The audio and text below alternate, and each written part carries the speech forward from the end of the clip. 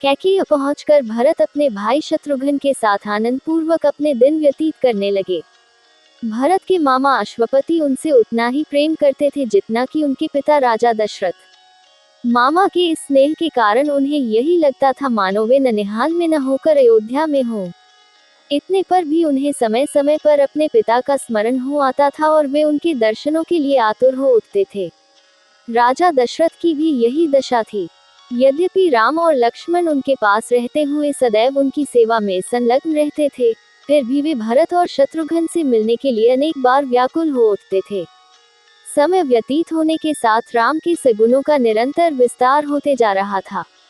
राजकाज से समय निकालकर आध्यात्मिक स्वाध्याय करते थे। वेदों का सांगोपांग अध्ययन करना और सूत्रों के रहस्यों का समझकर उन पर मनन करना उनका स्वभाव बन गया था। दुखियों पर दया और दुष्टों का दमन करने के लिए सदैव तत्पर रहते थे। वे जितने दयालु थे, उससे भी कई गुना कठोर वे दुष्टों को दंड देने में थे। वे न केवल मंत्रियों की नीतियुक्त बातें ही सुनते थे, बल्कि अपनी ओर से भी उन्हें तर्कसम्मत अकाट्य युक्तियां प्रस्तुत करके परामर्श भी दिया करते थे। अनेक युद्धों में उन्होंने सेनापति का दायित्व संभाल कर दुर्धर्ष शत्रुओं को अपने पराक्रम से परास्त किया था। जिस स्थान में भी वे भ्रमण और देशाटन के लिए गए, वहां के प्रचलित रीति रिवाजों, सांस्कृतिक धारणाओं का अध्ययन किया, उन्हें समझा और उनको यथोचित सम्मान दिया। उनके क्रियाकलापों ऐसे थे कि लोगों को विश्वास हो गया कि रामचंद्र क्षमा में पृथ्वी के समान, बुद्धि विवेक में बृहस्पति के समान और शक्ति में साक्षात देवताओं के अधिपति इंद्र के समान हैं।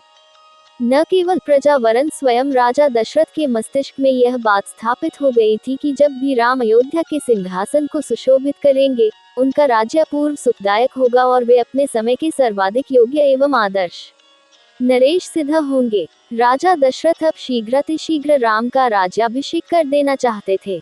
उन्होंने मंत्रियों को बुलाकर कहा, हे मंत्रीगण, अब मैं वृद्ध हो चला हूँ और रामचंद्र राज सिंहासन पर बैठने के योग्य हो गए हैं। मेरी प्रबल इच्छा है कि शीघ्रातिशीघ्र राम का अभिषेक कर दूं। अपने इस विचार पर आप लोगों की सम्मति लेने के लिए ही मैंने आप लोगों को यहाँ पर बुलाया है। कृपया आप सभी अपनी सम्मति दीजिए। राजा दशरथ के इस प्रस्ताव को सभी मंत्रियों ने प्रसन्नतापूर्वक स्वीकार किया।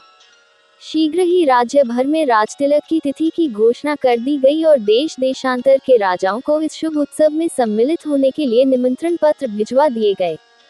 थोड़े ही दिनों में देश देश के राजा महाराजा, वनवासी ऋषि मुनि, अनेक प्रदेश के विद्वान तथा दर्शकगण इस अनुपम उत्सव में भाग लेने के लिए अयोध्या में आकर एकत्रित हो गए। आए हुए सभी अतिथियों का यथोचित स्वागत सत्कार हुआ तथा समस्त सुविधाओं के साथ उनके ठहरने की व्यवस्था कर दी गई। निमंत्रण भेजने का कार्य की उतावली में मंत्रीगण मिथिलापुरी और महाराज कैकेयी के पास निमंत्रण भेजना ही भूल गए। राजतिलक के केवल 2 दिवस पूर्व ही मंत्रियों को इसका ध्यान आया। वे अत्यंत चिंतित हो गए और डरते डरते अपनी भूल के विषय में महाराज दशरथ को बताया। ये सुनकर महाराज को बहुत दुख हुआ, किंतु अब कर ही क्या सकते थे। सभी अतिथि आ चुके थे, इसलिए राजतिलक की तिथि को टाला भी नहीं जा सकता था। अतएव वे बोले, अब जो हुआ सो हुआ, परंतु बात बड़ी अनुचित हुई है।